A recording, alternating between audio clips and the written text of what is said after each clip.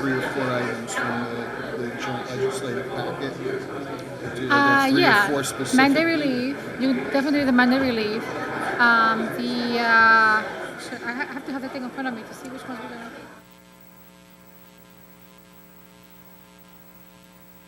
Yeah, I have the final one. Okay, yeah, so we can. Call the meeting to order, if we could, please. We can call the meeting to order. Ben, you got your phone? At this point, I'd ask Legislator Smith to lead us in the Pledge of Allegiance. Huh?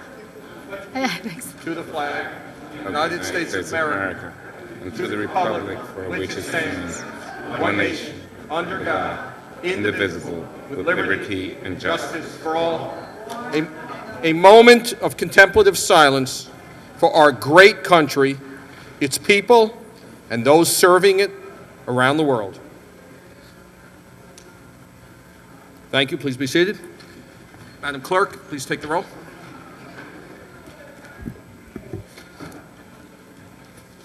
Majority Leader Borgia. Here. Minority Leader Testa. Here. Mr. Boykin. Here. Mr. Burrows. Here. Mr. Gelfarb. Mr. Gelfarb. Here. Mr. Harcum. Here. Mr. Jenkins. Here. Mr. Mazzano. Here. Ms. Marcotte. Here. Ms. Parker. Here. Ms. Perez. Here. Ms. Shimsky. Here. Mr. Smith. Here. Ms. Spreckman. Ms. Williams. Here. Mr. Williams. Here. Mr. Chairman. Present. Mr. Chairman, we have a quorum. Excellent. Majority Leader Borgia. Thank you, Mr. Chairman. I move the consent agenda with the following changes.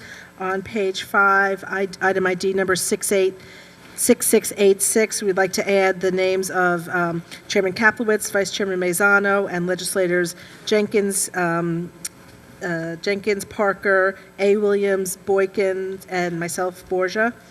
On page 6, item 6705, we want to add the Committee of Environment and Energy. And next item, 6706, the Infrastructure Committee should be added. Thank you. Excellent. Mr. Testa. We concur. Excellent. Mr. Mazzano. Excellent. Consent agenda moved. Seeing no objections. Ms. Borgia. Legislator Borgia, please. For minutes approval. Oh, excuse me, I'm sorry. Yes, I'd like to move the minutes of Monday, February 10th, 2014 at 7 p.m. Mr. Testa. Mr. Mazzano? Seeing no objection, minutes are approved.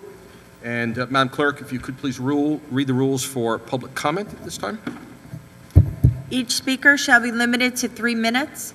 I'll call the names of the speakers and ask that you please come down the aisle to my left and wait behind the black ropes. Regina Riley, Chris O'Callahan, Michael McCall, Michael Vishy. And the first speaker is Regina Riley.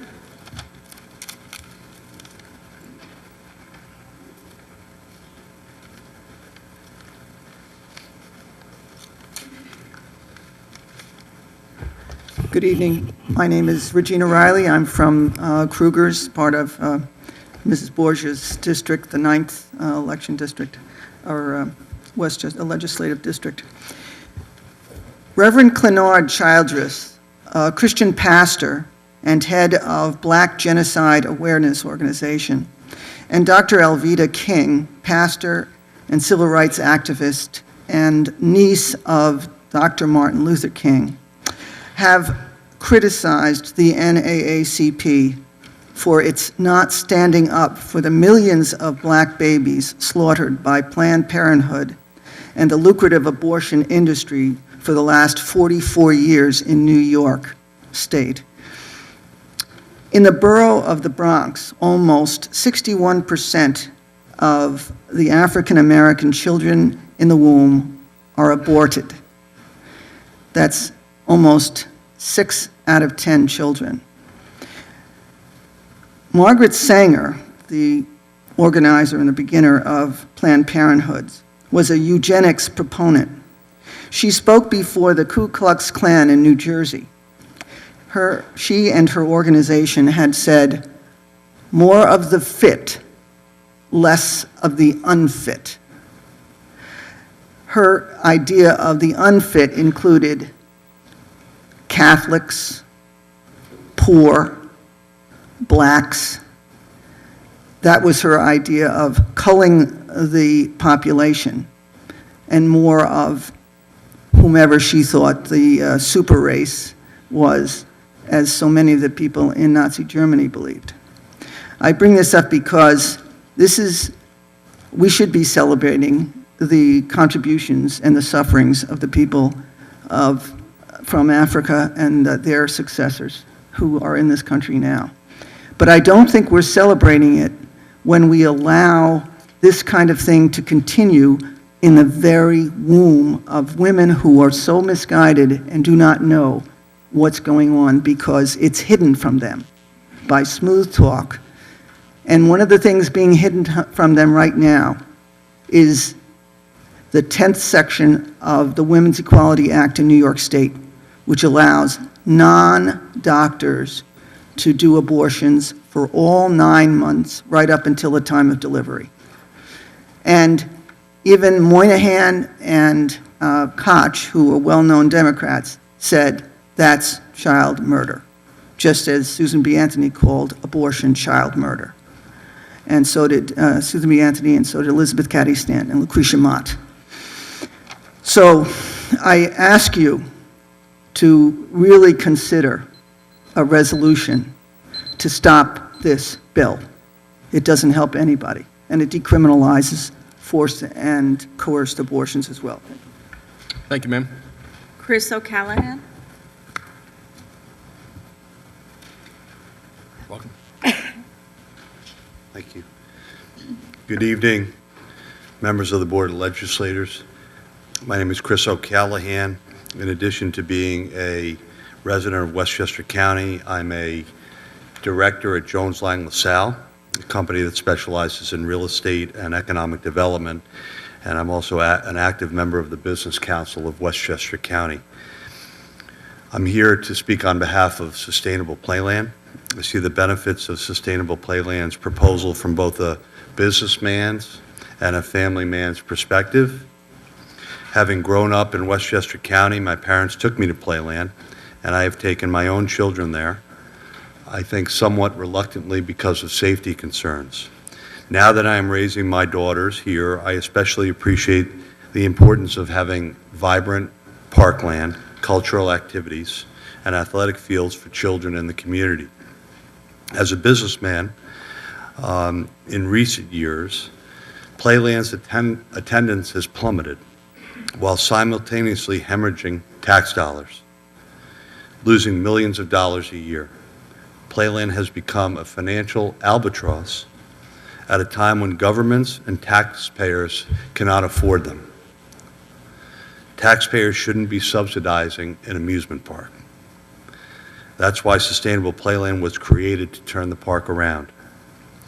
Members of this organization have an impressive track record, whether it's at Bryant Park in New York City, Sono in South Norwalk, or any number of other impressive endeavors. I believe Westchester is lucky to have this visionary group, and their plans look like a winner from my perspective, and I've seen my share of winning business plans. Another plus is that the developers, the people that are working on this project, live in Westchester County. They get it. They understand its importance and Playland's sense of place. They want it to succeed. We know the status quo won't work at Playland. The park needs attention, it needs focus, and it needs a new model. SPI is investing roughly $34 million to help transform Playland and make it a year-round destination. In addition to investing those valuable resources, they are going to pay the county millions of dollars that will eventually pay off the county's debt on the park. I believe SPI's model is an ideal public-private partnership. It is fiscally responsible while providing amenities, more in fact, that so many people in Westchester County enjoy.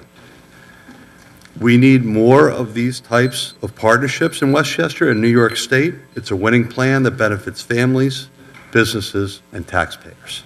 Thank you. Thank you. Michael McCall.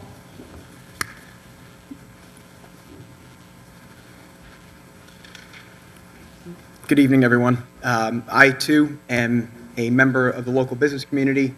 I am a vice president at C.B. Richard Ellis. It's a similar real estate firm to the one that Chris is employed at, but I'm here to talk on behalf of what I'm really passionate about, and that is coaching lacrosse. I've been actively coaching in Rye as a volunteer for the last 9 years, straight out of college. I grew up in Yorktown and had some great opportunities given to me from the local lacrosse community and support that I received from past players at the high school. The one thing that I've noticed is very different from Yorktown, which to many of you is cow tipping country, okay, is simply the abundance of land. We could go on for days and practice in local yards or at schools, but when I'm coaching down here in Rye or southern Westchester, we found it very difficult to acquire field space. On a volunteer basis, my brother and other best friend from Yorktown have been trying to do what we can to organize practices in the winter time for kids on an as-needed basis, but we just have not been able to acquire space or even gym space through people in the local community here. The Rye Playland redevelopment is something that I'm certainly believe will help the community.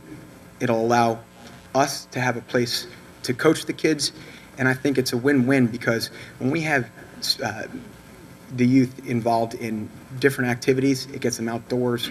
I don't need to go into that, but you guys get the benefits that are just really important to having a place that the kids call home and allow them to certainly do something that's useful with their time.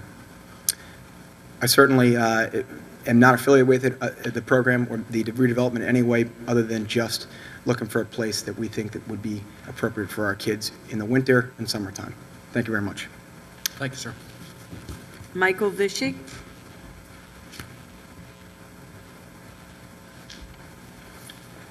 Thank you. Michael Vichy, Redfield Street, Rye, New York. I'm here again tonight to speak my opposition to the SPI plan. Today I sent an email to Peter Harcum, and I don't know if he's had a chance to read it yet or not, but I'll share it with you today.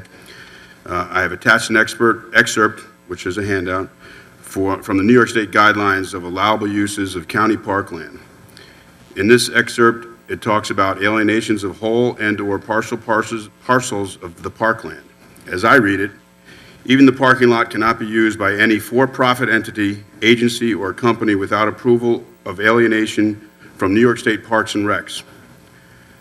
As elected officials, protect our parklands.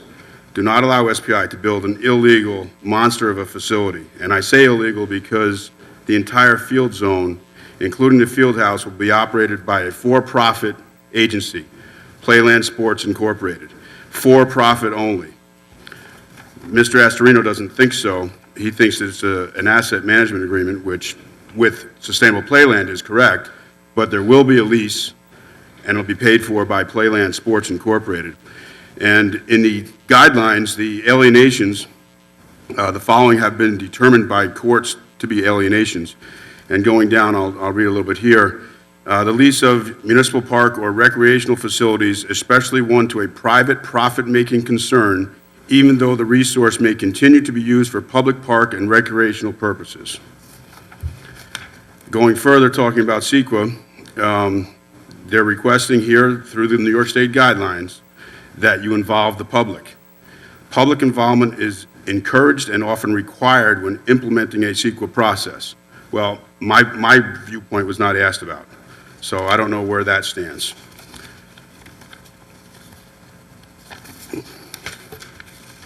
And going further down, when you conduct reviews pursuant to the CEQA Acts, the act of selling, leasing, conveying, or changing the use of the parkland is subject to CEQA. In addition, the planned use of the land being discontinued will be more than likely require local or state permits. Now, County Executive Astorino doesn't think that we have a say in the city of Rye to be a local participant. So I think that that should be changed, and we need to be involved more on the public level. Thank you very much. Thank you, sir. Deirdre Curran.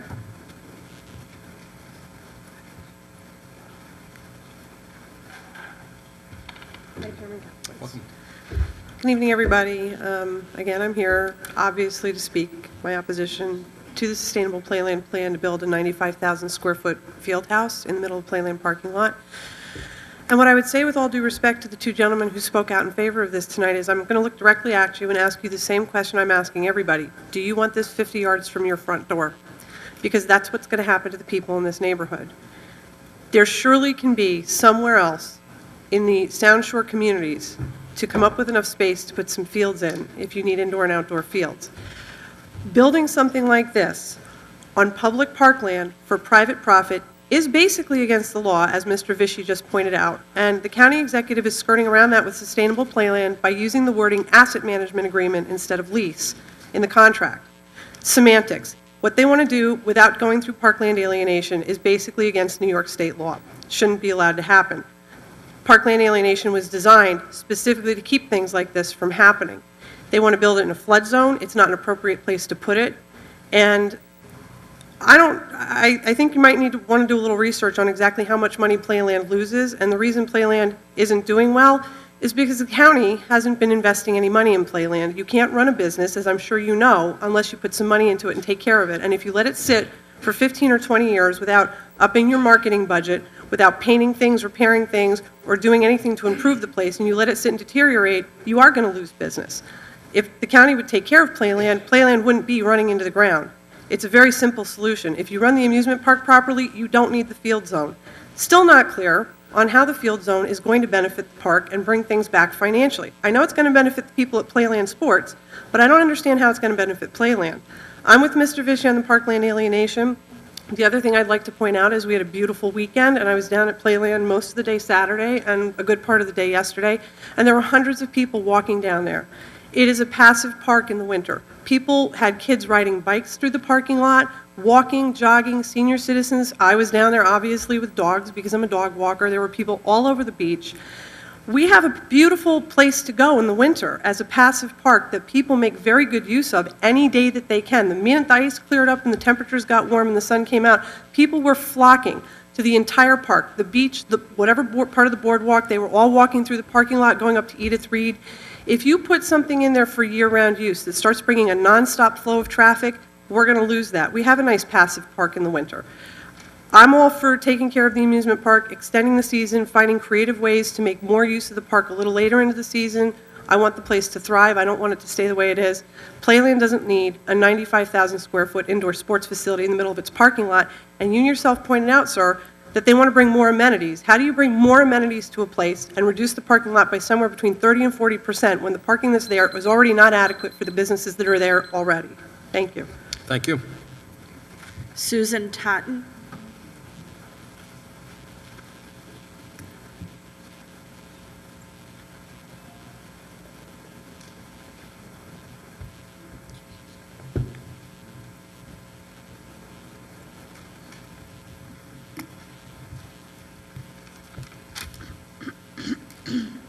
I continue to disagree with the SPI plan. I believe Save Playland, a national historic landmark. I think there's been many different ideas fixing Playland, and I think that's great. Even with the start of the SPI plan. But unfortunately, with the field house, there are so many neighborhoods that are unhappy. That doesn't seem right. So many fields are needed. What about the United Hospital in Portchester? Still empty, many years. So something like that might be in the right area, but not near our neighborhoods. Too many high lights every day, late hours, noise, traffic, etc. Still, I feel just fix Playland, and I say the Playland amusement park should stay inside the park. Leave the entire parking lot alone. It's used well. And I have to say, during Hurricane Sandy, for instance, we all needed help. Thank goodness that the Playland parking lot was well used. Con Edison, trucks, tents, etc. So many people are involved now, which I think is good. Let's do it the right way. Thank you. Mr. Chairman, I have no other cards. We'll close the public comment portion of the meeting. Madam Clerk, please go to standing committees. First item, ID number 6575 from the Committee on Appointments, is a resolution appointing Lawrence over Ms. Borgia.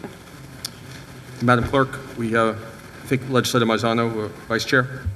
Yes. Motion to make. Mr. Chair, and to my colleagues, I'd ask if, upon unanimous consent, one of the most important items on our agenda tonight is the state legislative packet. I'd like to make a request if we can take that out of order and vote for that now.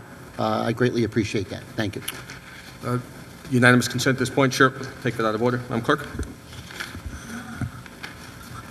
So moved. Item 6725 from the Committees on Legislation and Federal and State Affairs is a resolution forwarding the county's 2014 joint state legislative package. Legislator Perez. Thank you, Mr. Chair. What you have before, excuse me. What you have before you is the final version of the 2014 Joint State Legislative Package. The Committee of Legislation and the Committee of Federal State Affairs have worked diligently for several weeks on this item, on this packet, and this is the packet that both committees can have consensus on. So moved. Excellent. Legislator Jenkins. Thank you, Mr. Chairman. Certainly, it was an opportunity and a great opportunity to work between the Legislation Committee, Chairwoman Perez, and all of the members that participated. The joint legislative package, as all of us have recognized over the years, is a collaborative an opportunity between the legislature and the administration to get items in front of our state legislator and our state delegation to enact several of the changes that were involved. As Chairwoman Perez said, that we worked diligently together to come up to compromise on several items, and that process is not always easy. Members certainly have projects that they are strongly advocating for. The administration has things that they are advocating for, and in the spirit of cooperation for the item to get to consensus, some things got dropped.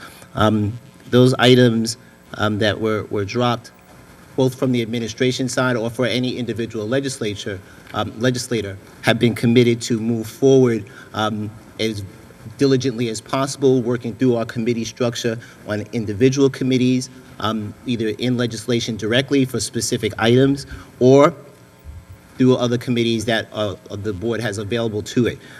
So those items were very important. We added some items, Mr. Chairman, during the process from our conference in the New York State Association of Counties. We were able to add some things in from hearing from advocates. Those items included things like the shared services legislation that was presented and worked on today in committee and worked through diligently to get to a position that, again, consensus was reached. We were also able to do that with mandate relief and come to, again, things that have been in our legislative package in the past and making sure those items move forward to be able to have all of those items on both sides of the aisle. The issue for us is when we present these things to our state legislature that the members now are charged with following up on those specific items and making sure they get across the line. We had Mr. Harcum present to us an item on 211, which was unanimously consented to again. That 211 item was something that was very helpful for our United Way. That's an agency that we utilize Westchester County utilizes to provide some of the services that were just referenced in Hurricane Sandy. So this particular item is a very important item. I know that we are having a meeting, I believe, Legislator Perez, later on this week, with our state delegation to follow up on these particular items. But this, Mr. Chairman, is the first step through that. It's up to us as individual advocates, working with our partners in the New York State Association of Counties, working with our various partners in the state legislative body, and friends, family, and everyone that we can have to muster together the results. This legislature, Mr. Chairman, should be very proud of the things that have happened in the past through our legislative package, whether it was the mandate relief with the 3% cap that was done through this body, or whether it was the only one of two successes in the entire state of New York on allowing us to borrow our own funds, or at our rate, for our early retirement program instead of the comptroller's 8% rate. We were able to get the AAA bonding rate that was helpful for our taxpayers. So I want to congratulate all the members of the committee, Chairwoman Perez, and all the folks as we work through this particular thing diligently, and thank you so much, Mr. Chairman. Thank you very much. Just brief comments before legislators. I want to also thank all legislators for expeditiously and diligently working this through, but particular thanks, congratulations to Legislator Perez, Chairwoman Perez, who ran this like she had run this committee before. So congratulations on that. And to Mr. Jenkins, congratulations, sir. And your promise of being able to deliver at least 90% of these items, I think, is most generous. We'd probably take a 70 to 80%, but certainly all the best to all of us, as underscored by both legislators, that we all have a lot of work to do in Albany and in our discussions. At this point, legislators, Mr. Vice Chair Maizano. Yes, thank you. Mr. Chair, I just wanted to also congratulate Legislators Perez and Jenkins for conducting a very fair and open process and a quick process. You know, one thing we've been told by the state legislators is we really need to pack it early. We did it last year, we got up to them early, we're doing it again this year. They don't want the packet in March when they're almost finalizing the budget negotiations. They need it now. So the promptness that the two committees got it through was very helpful to our board to lobby our state legislators. This is my 17th packet that I worked on in the legislation committee. I'm apparently getting old.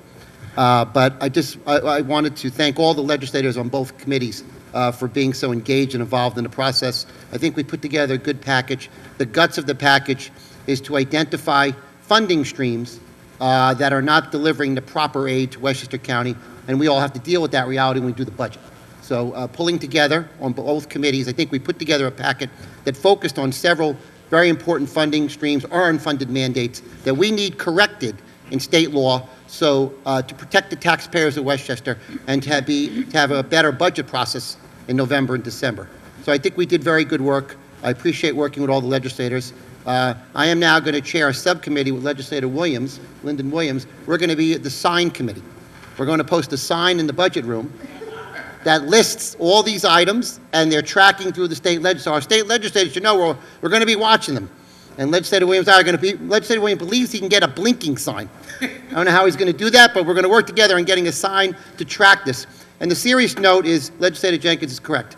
The success of this legislative packet depends on all 17 of us lobbying the state legislators together. That's why consensus is so important, along with the county executive's office. We need all the oars pulling in the same direction so we can move as many of these items to victory before June at the end of the state legislative year. So I look forward to working with all my colleagues.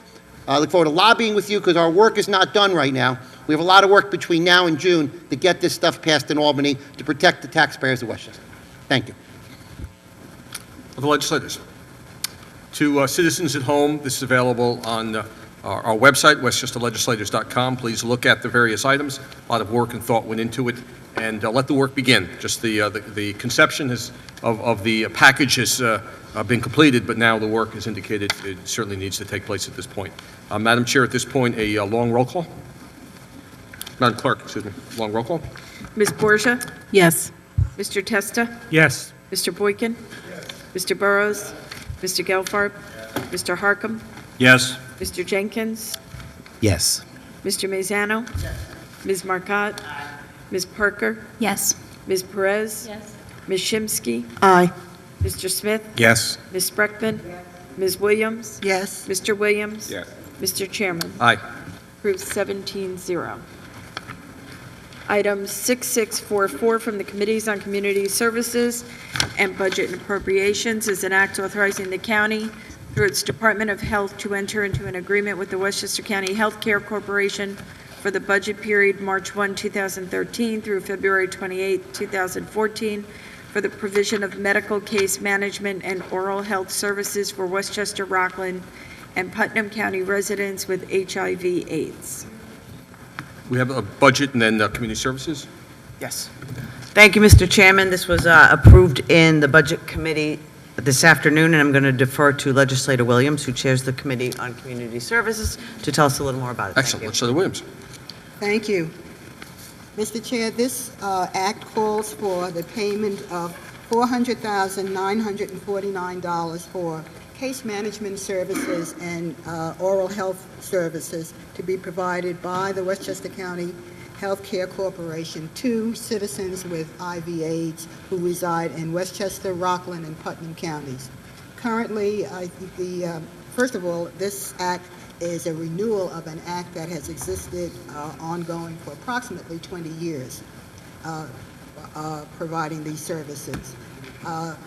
Patients number approximately 400 patients receiving dental care, with another 150 or some of those patients, 150 patients total receiving case management services. So it's something that we have been doing for quite some time. The contract calls for the beginning period of March 1, 2013, ending February 28, 2014. Unfortunately, the contract was delayed because of some changes in the hierarchy at the medical center. However, hopefully going forward, we'll be in advance of target and not toward the end. Thank you, Mr. Chair. So moved. Any discussion? We'll take the previous long roll call. So ordered. Approved 17-0. Item 6579 from the Committees on Infrastructure, Economic Development, and Budget and Appropriations, a bond act authorizing the issuance of $150,000 in bonds of the county to finance capital project BIT 7A, Global Positioning Systems Phase 2. Legislator Marcotte. Thank you, Mr. Chairman. I'm happy to move this for the Budget Committee, and I will now refer it to Legislator Smith, who is the Chairman on Economic Development. Thank you. Thank you. We approve this, and we will move this through to the Infrastructure Committee. Thank you. Okay. Thank you, Mr. Chairman and Chairpersons Marcotte and Smith. This bond issue is to ensure that all of our vehicles, when we send them out into the world with county employees, will have the capacity to be supplied with GPS systems. That sounds to most people at home, I'm sure, like a foregone conclusion, but at this point, only a small percentage of our vehicles actually have GPS. We are looking at technology that will put GPS directly in more vehicles, also make it available on things like iPad and so on. And we are also looking at various techniques that can be used with GPS to maintain employee productivity and increase fuel efficiency and improve the state of maintenance and repair of our vehicles.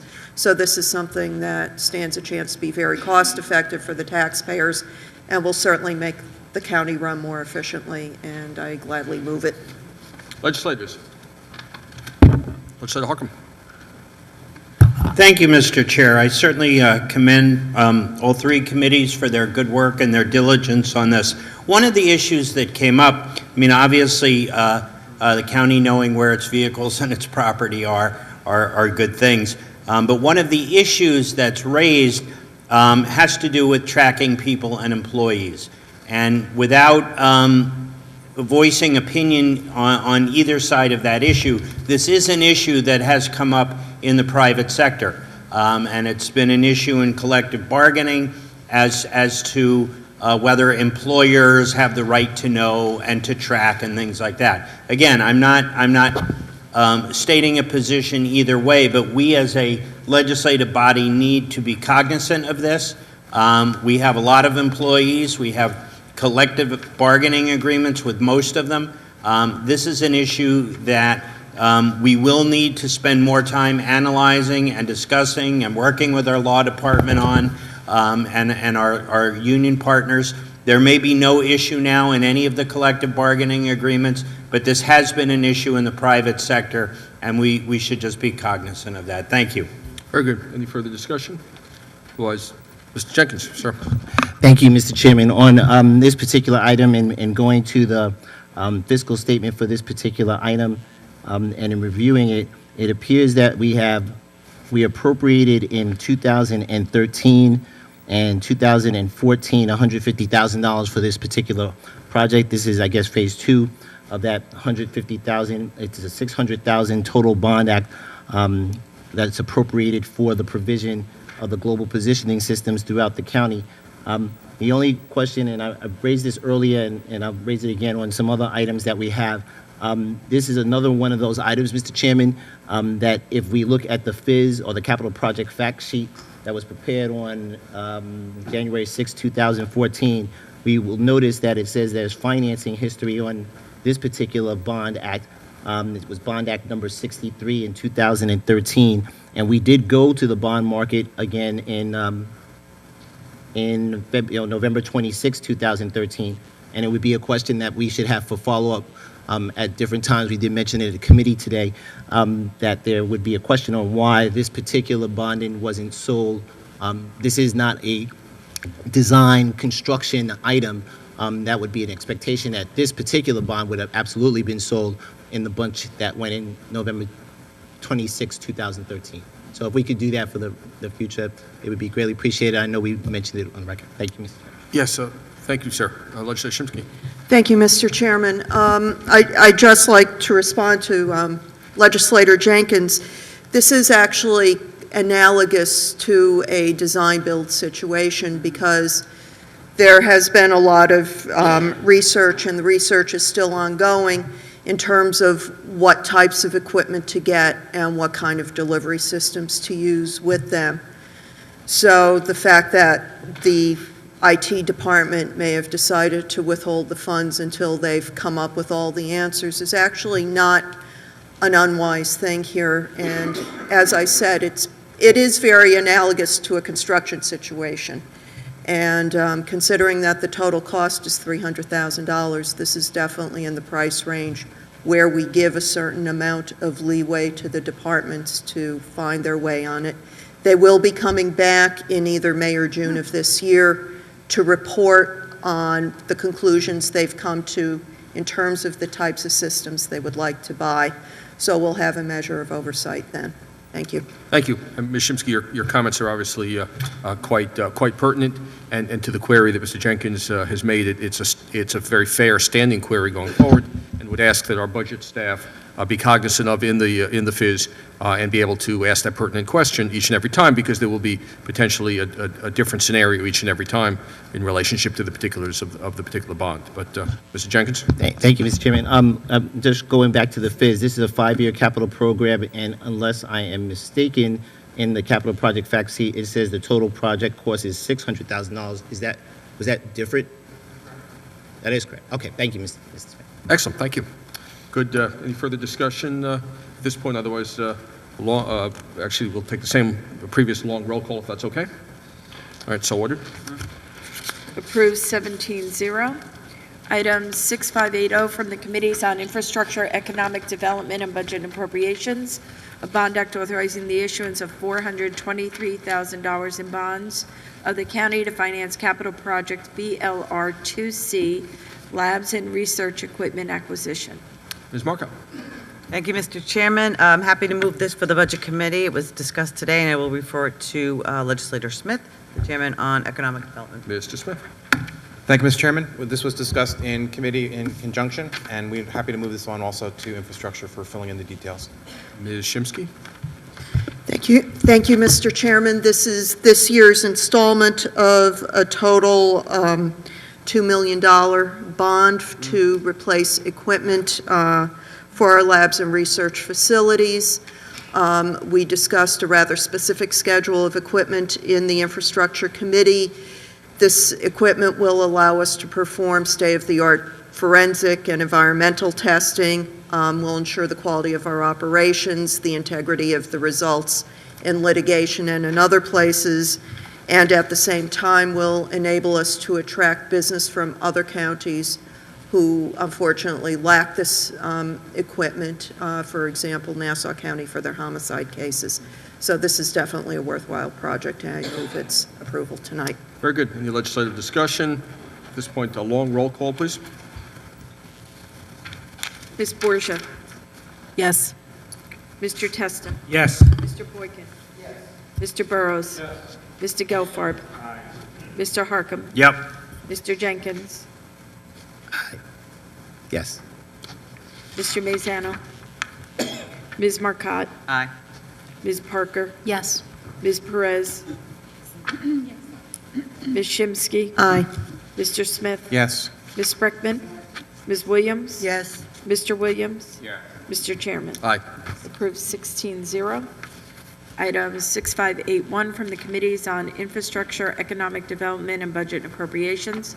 A bond act authorizing the issuance of $500,000 in bonds of the county to finance capital project BIT 17 network infrastructure upgrade. Ms. Marcotte. Thank you, Mr. Chairman. Happy to move this for the Budget Committee, and I'll refer it to Legislator Smith for Mr. Smith. details. This item was discussed in joint committee with budget, and we are pleased to move it on to infrastructure. It is Shimsky. Thank you, Mr. Chairman. This is the latest annual installment in the monies that the county spends to keep its IT and network infrastructure in good working order and approaching somewhat modern standards. This project will fund the purchase and installation of network equipment and facilities throughout the county. It will also cover implementation services and purchase of network management and security software, and where appropriate, the cost of electrical wiring. So moved. Excellent. Any legislative discussion? Seeing none, I'm sorry, Mr. Jenkins, sir. Mr. Chairman, just a quick question. In the series bonds that were issued that are on the county's website under the Finance Department, specifically going under the Series B bonds for the issue on November 26, it does indicate that there was ID department upgrades to computers and software, GIS equipment, and network improvements. It looks like it was a total amount of $6.8 million. I'm assuming that this $500,000 is part of that, although the FIZ, the capital projects fact sheet, is indicating something differently. So again, it's something for us to follow through on later on. It's certainly necessary work to do, but making sure that we're dotting our I's and crossing our T's through this particular process. Again, in the capital project fact sheet that is the supporting documentation of this, it says the bond has not been sold, and there's money that's clearly in that. So I know that we asked for that in the committee meeting today, to have a schedule of breakout of the dollars and to match that up. Again, just pointing out for the record. Sure. No, all good, full and fair questions, of course. And this is an annual investment on behalf of the people of Westchester that we make, as indicated by the chair. And so we want to make sure that the authorizations match up to the bonding and match up to the current and future approvals that we make. So, Mr. Jenkins, thank you for continuing to keep your eye on that for us. At this point, any further discussion? Otherwise, we'll take the previous long roll call. So ordered. Approved 16-0. Item 6617 from the Committees on Budget and Appropriations and Law, an act authorizing the designation and retention of private counsel pursuant to the laws of Westchester County relating to the lawsuit entitled Peter Tripodi IV and Stephen Dewey versus the Board of Elections of Westchester County. Legislator Markup. Thank you, Mr. Chairman. After a lengthy conversation, this was passed out of budget, and I will refer it to my colleague, Legislator Williams, for further discussion on the topic. Thank you. Mr. Williams, sir. Thank you, Mr. Chairman. This matter involved the petitioner, Mr. Peter Tripodi, a candidate for Westchester County legislator for the 9th Legislative District. The action was brought by order to show cause and petition in the New York State Supreme Court, naming the County of Westchester and the two commissioners as defendants. The two commissioners, the Republican as well as the Democrat commissioners, could not reach consensus on the matter and therefore had to retain counsel individually, since the county attorney was conflicted by virtue of the commissioners not reaching consensus on the position. This payment, the payment that is at issue here for under this act, is for $25,759.15 for the legal fees related to the litigation that ensued as a result of this action that was brought, and it is so moved. Any legislative discussion at this point? Others will take the previous long roll call. Mr. Chairman.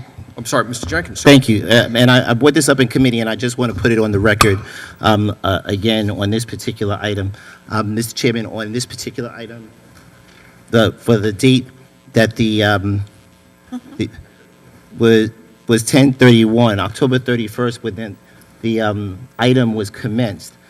Just checking quickly from our, so 10/31, from our board agenda, there were 1, 2, 3, 4, 5, 6, 7 Board of Legislative meetings, not including under your term, Mr. Chairman, 7 Board of Legislative meetings where this item should have been before this board. That was, it was a clear scenario where there was outside counsel that needed to be retained, and in the charter provisions require us to do that.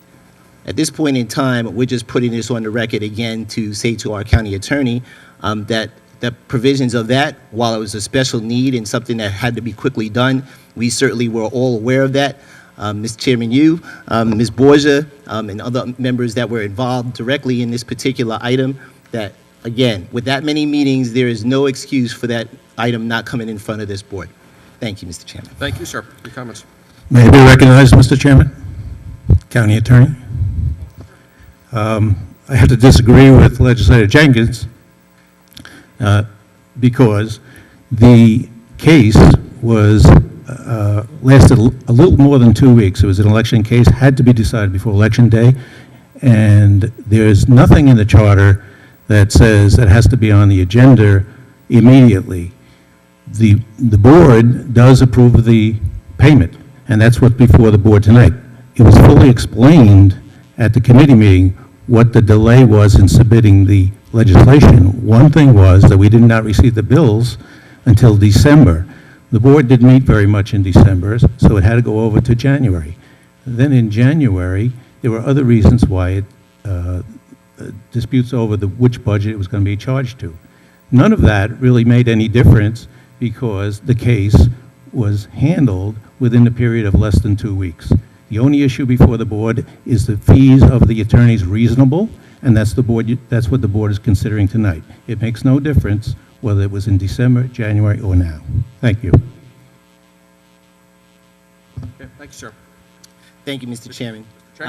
In all due respect to our county attorney, that's not what the county charter says, and Ms. Curie was able to suggest that there were rationale, and at the end of the day, I believe that the chairman made a suggestion that we would be recognized, or there would be notice given to this board, to these honorable members, to be able to understand that there was pending litigation where there would be an outside counsel. I believe that's what Ms. Curie suggested. I believe that's what Mr. Chairman, you suggested individually. My point was that the charter clearly provides for the provision of outside counsel. It is not in dispute. Thank you. Mr. Chairman? More response, and then we'll... Yes. You're misquoting the charter. The charter does say that the board will approve outside counsel, and that's exactly what you're doing tonight. Thank you, sir. Mr. Williams. Just to shed a little light, Mr. Chairman, on what the law committee requests, this is more or less looking forward, that matters related to potential litigation that might come before the Board of Legislators, that the county attorney, actually, if he can provide us with a docket of the cases that are in the pipeline, so that even though the request for legislation would not have been brought to us, we would have a sense of what is coming to us down the pike. And I think the county attorney says that, and you can correct me if I'm wrong, that they're in the process of preparing that document so that the law committee would be able to share it with the other members of the legislature. Thank you, sir. Very productive and potentially very workmanlike. Thank you. Any other legislators at this time? Otherwise, I note the same presence of the same legislators. Take the previous long roll call without objection.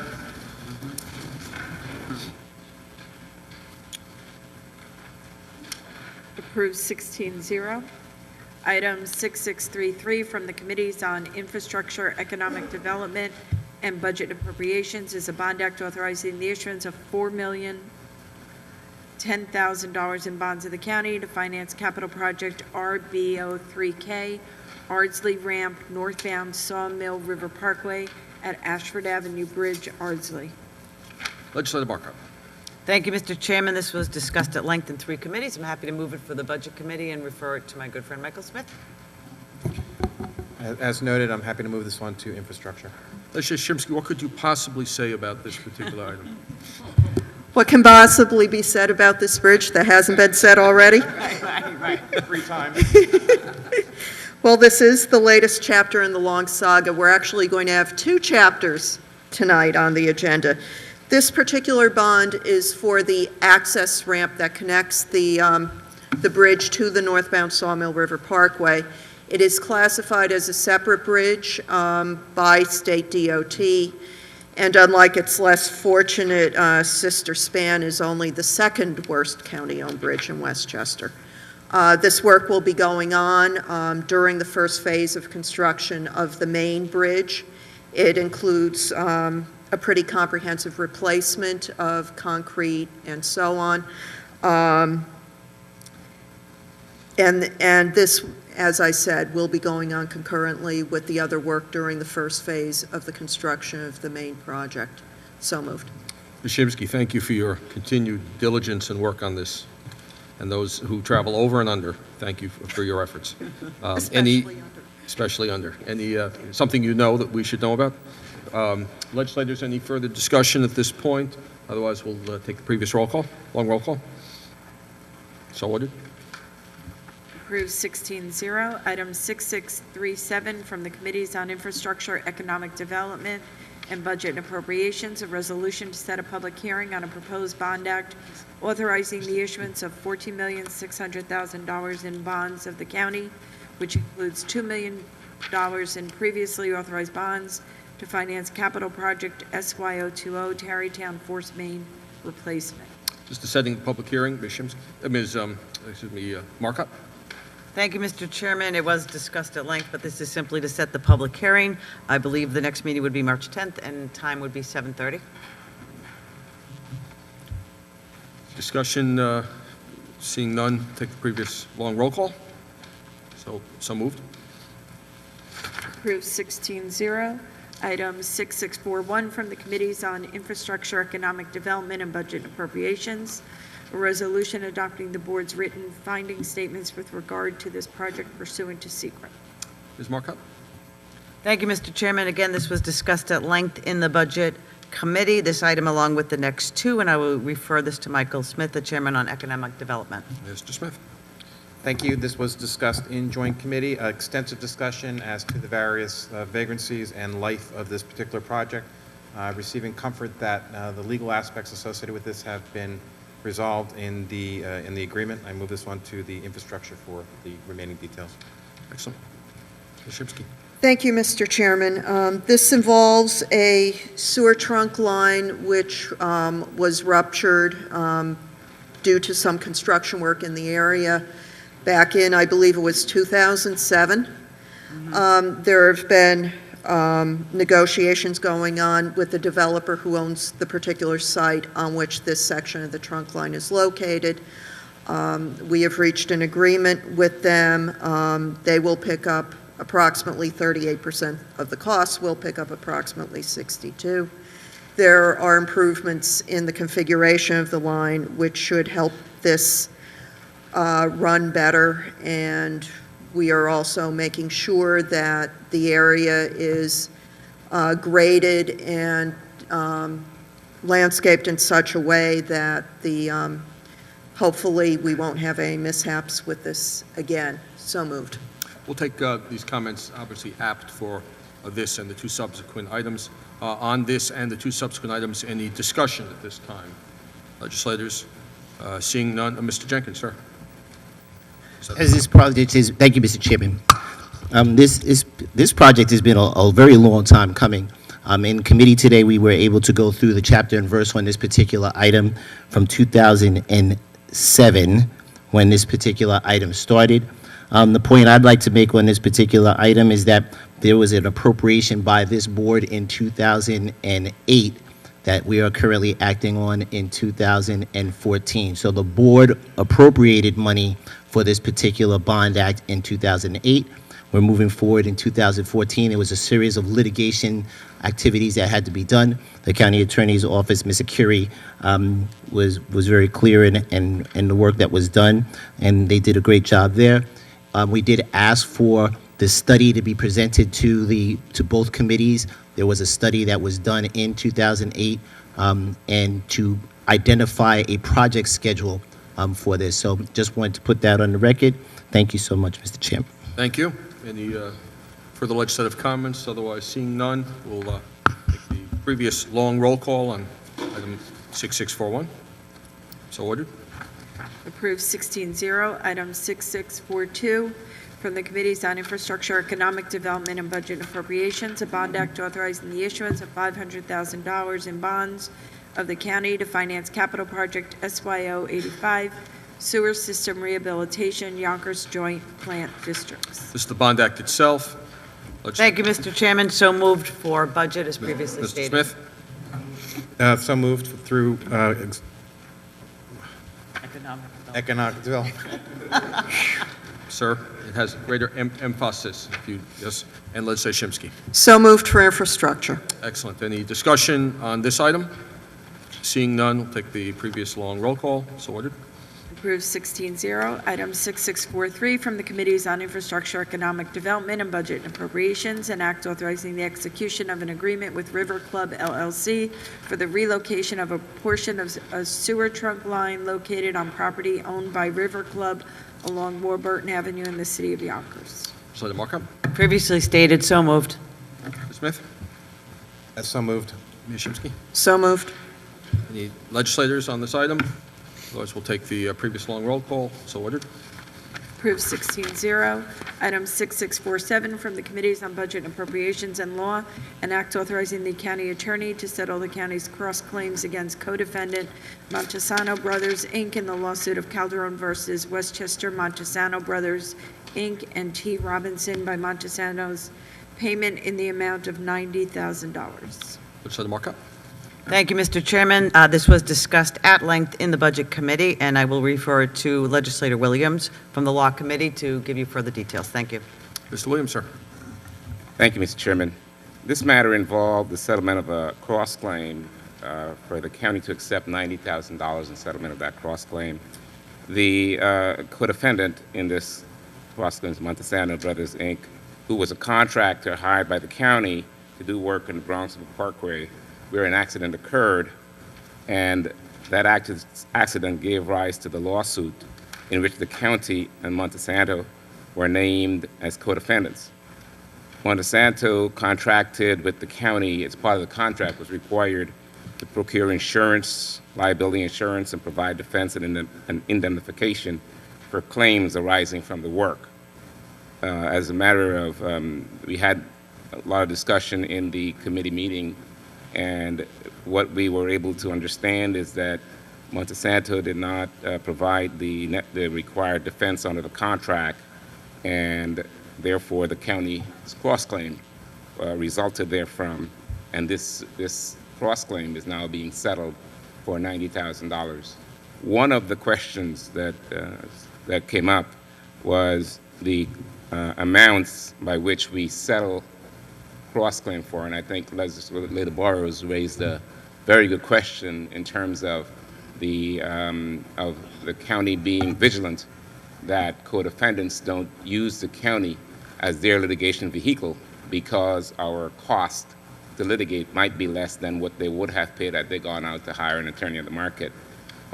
From the representations that we have obtained from the county attorney's office, this particular issue only arose, I think, is somewhat infrequent. It's not, they haven't seen a pattern where co-defendants are doing that.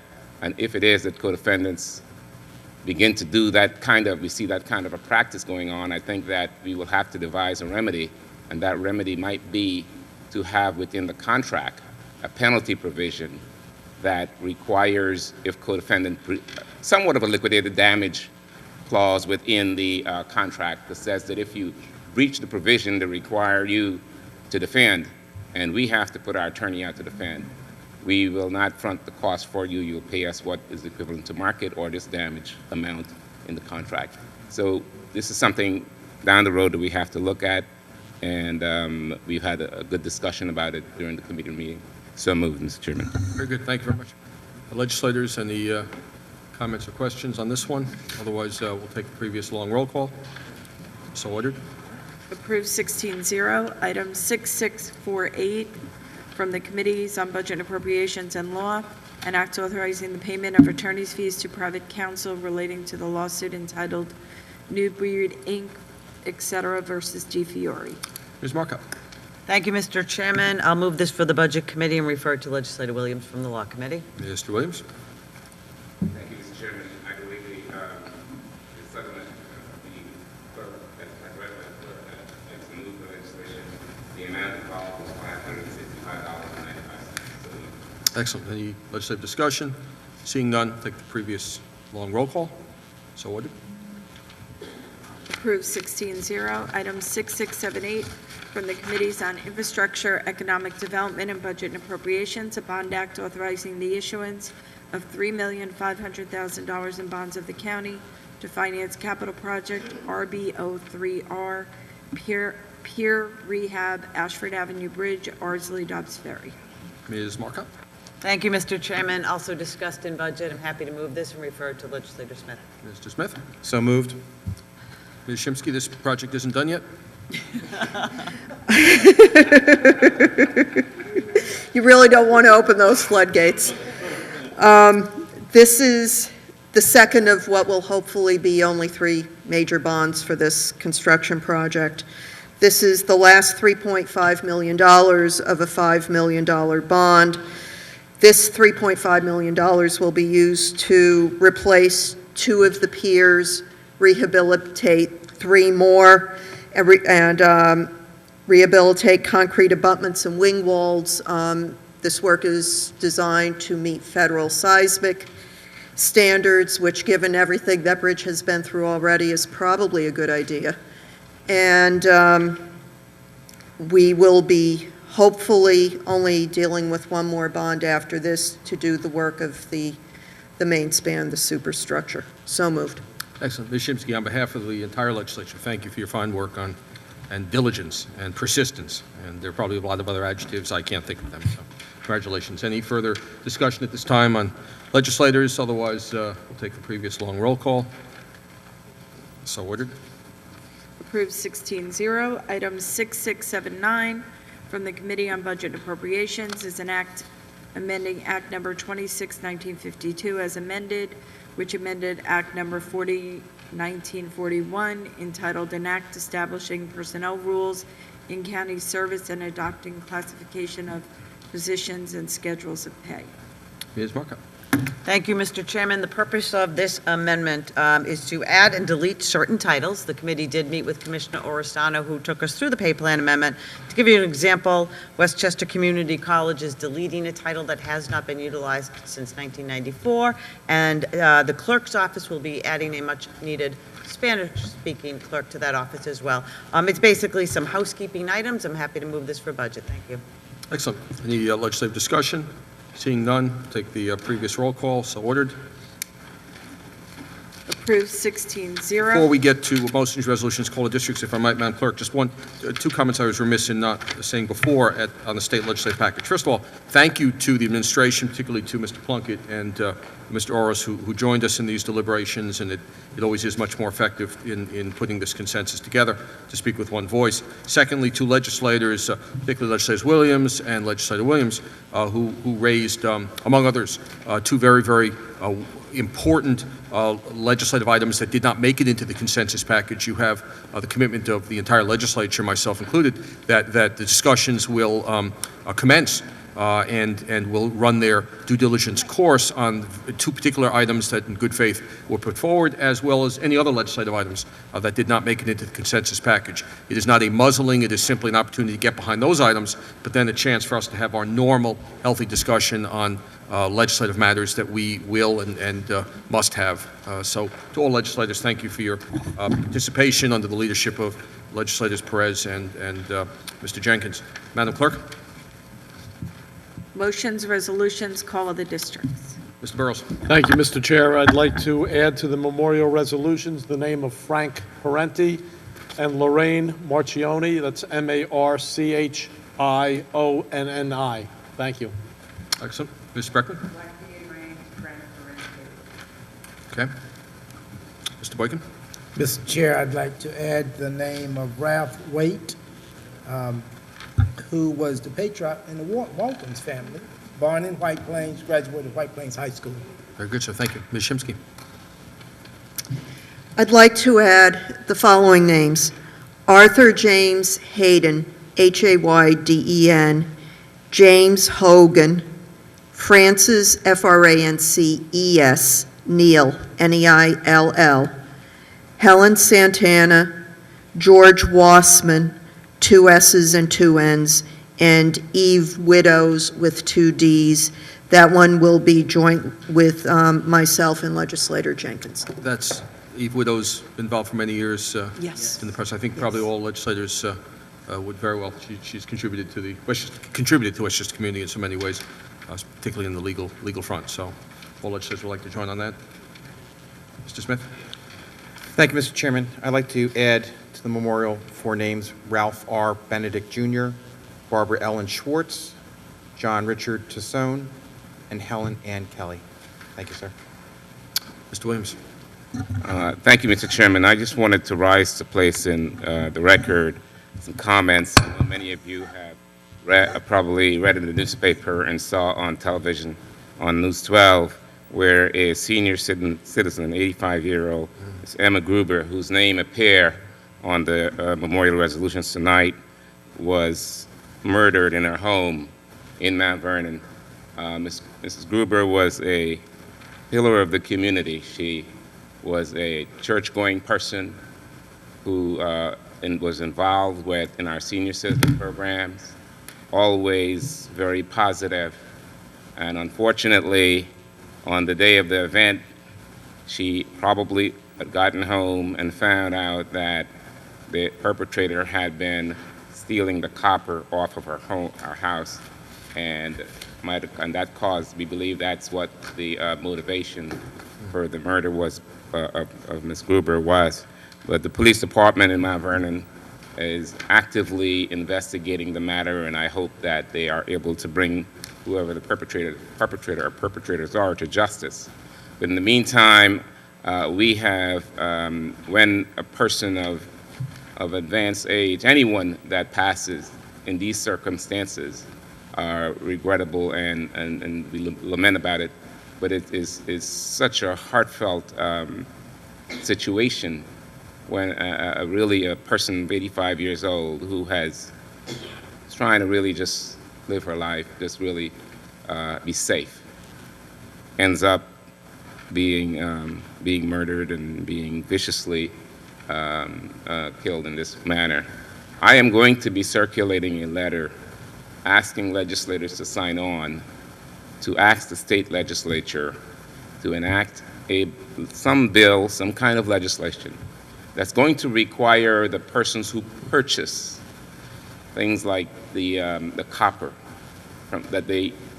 from people's homes, that they take their identification down, so that the police department is able to trace perpetrators, and that can be a deterrent, because this is not the first situation that I've heard of, and I know many others have probably heard of situations where copper is stolen from people's property in order to resell them to a dealer, a copper dealer or metallic dealer. And so this situation is so bad that I believe that some action needed to be taken, and that's going to be one of the actions that I believe that I can take. I'll ask for support of a letter signed to the state legislature to ask them to enact legislation that's going to require that kind of mechanism to be put in place. Thank you. Thank you, sir. Ms. Markop. Thank you, Mr. Chairman. I'd like to be added to William Penna under Legislator James Mazzano, and I believe some of my Republican colleagues would like to join me in that as well. Thank you. Excellent. Mr. Gelfarb? Oh, to be joined. Forgive me, sir. At this time, any other memorial resolutions, or if we please rise for a moment of silence. And Mr. Jenkins, sir. Thank you, sir. Thank you, Mr. Chairman. I'm sorry. I know that we were going around the call of the districts. I believe all Yonkers legislators will want to join on with Sid Caesar. Sid Caesar, who passed on. Many folks don't know that Sid Caesar was a Yonkers resident initially, and certainly we would want to deal with that. I think all legislators would. Exactly. We need some levity from time to time. And, Mr. Chairman, I'm going to take a moment, and I apologize for this while we were standing and getting ready to leave. I just want to read the last line of Section 158.11 of the county charter. No such officer, employee, board, body, commission, department of the county shall have or employ any attorney or counsel at the expense of the county unless specifically authorized to do so by the county board. That's the law. Thank you, Mr. Chair. Never has a charter provision received a standing ovation before, sir. And it should at this time. Thank you to all legislators and comments. At this point, a moment of silence for all those we're remembering. Accept a motion to adjourn from Legislator Borgia. Thank you. I move that we adjourn to reconvene at our regularly scheduled board meeting on March 10th, 2014 at 7 p.m. And short roll call, please. Ms. Borgia? Yes. Mr. Testa? Yes. Mr. Chairman? Aye. We are adjourned. Thank you.